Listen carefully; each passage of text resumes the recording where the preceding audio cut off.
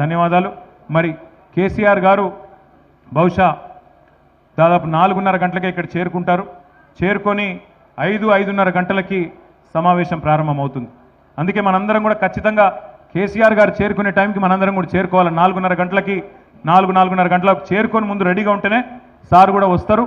Sir ఎట్లాగూ helicopter ద్వారానే వస్తున్నారు కాబట్టి మరి వారికి అన్ని అరేంజ్మెంట్లు కూడా చేయడం జరిగింది. టైంకి వస్తారు కాబట్టి మనం కూడా టైంకు చేరుకోవాలి. ట్రాఫిక్ మరి ఇంకోటిలో ఇరుక్కపోవద్దంటే కొద్దిగా ముందే వెళ్ళాలి.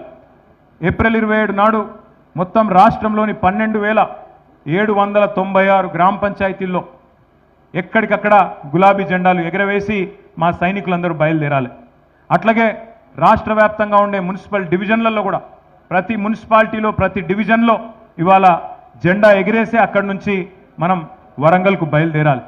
పొద్దున్నే ఆ కార్యక్రమాన్ని పూర్తి చేసుకొని రాష్ట్రమంతటా కూడా కదం దొక్కి చలో వరంగల్ అని చెప్పి అందరం కూడా ఇక్కడ చేరుకొని ఈ కార్యక్రమాన్ని విజయవంతం చేసుకుందాం.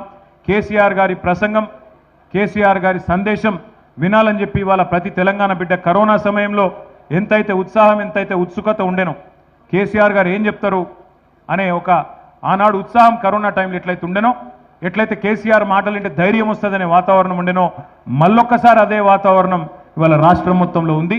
అందుకే తప్పకుండా ఈ కార్యక్రమం జయప్రదంగా చేసుకోబోతా ఉన్నాం. ఇక చివరి మాట మా వైపు నుంచి ఇప్పటిదాకానైతే యంత్రాంగం సహకరిస్తూ ఉన్నది, సహకరిస్తారనే మేము ఆశిస్తున్నాం. ఎందుకంటే ఇదేదో గవర్నమెంట్ మీద పోరాటానికో ఇంకో దానికో ప్రజలను రెచ్చగొట్టడానికో చేస్తున్న కార్యక్రమం కాదు.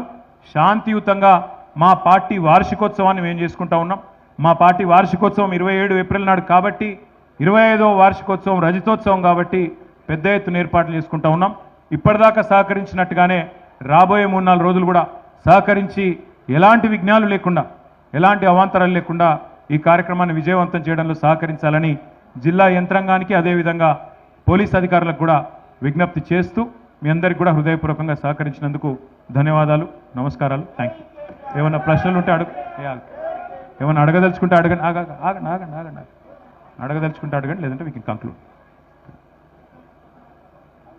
కూర్చో అన్నా.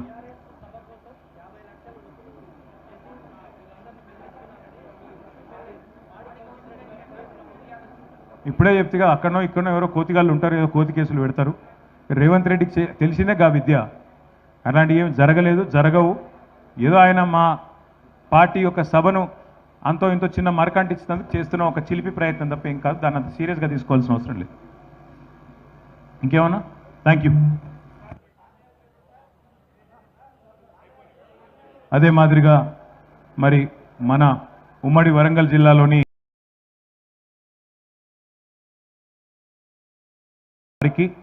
వివిధ అనుబంధ సంఘాల అధ్యక్షులకు, అదే మాదిరిగా మరి మన ఉమ్మడి వరంగల్ జిల్లాలోని వివిధ నియోజకవర్గాల నుండి విచ్చేసిన పెద్దలందరికీ పేరు పేరున, అదేవిధంగా వరంగల్ పట్టణం నుంచి విచ్చేసిన మా పత్రికా మిత్రులకి, ఎలక్ట్రానిక్ అండ్ ప్రింట్ మీడియా మిత్రులందరికీ హృదయపూర్వకంగా నమస్కారాలు.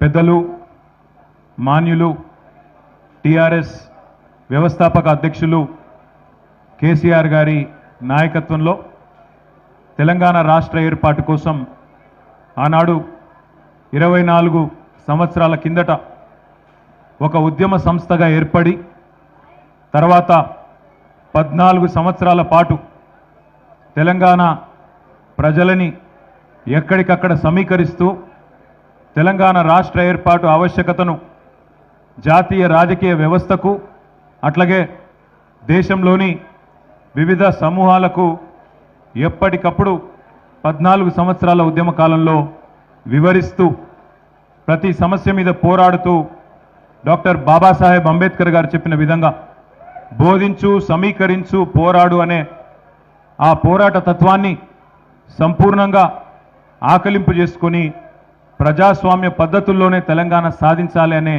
ఒక నినాదంతో 2001 ఏప్రిల్ 27 నాడు పురుడు పోసుకున్న సంస్థ టీఆర్ఎస్. టీఆర్ఎస్ అనే పార్టీకి ఒక విశిష్టత, ఒక ప్రత్యేకత ఉన్నది. ఉమ్మడి ఆంధ్రప్రదేశ్లో ప్రస్తుతం ఉన్న 2 తెలుగు రాష్ట్రాల్లో మనం తీసుకుంటే స్వాతంత్రం వచ్చిన తర్వాత భారతదేశానికి ఎన్నో రాజకీయ సంస్థలు, ఎన్నో ఉద్యమ సంస్థలు పుట్టినాయి, అదే స్థాయిలో మాయమైపోయినాయి. కానీ ఒక అధికార పార్టీగా, ఉద్యమ పార్టీగా, ప్రతిపక్ష పార్టీగా ఇన్ని పాత్రల్లో 25 ఏళ్ళు పూర్తి చేసుకొని 24 ఏళ్ళు పూర్తి చేసుకొని 25వ సంవత్సరంలో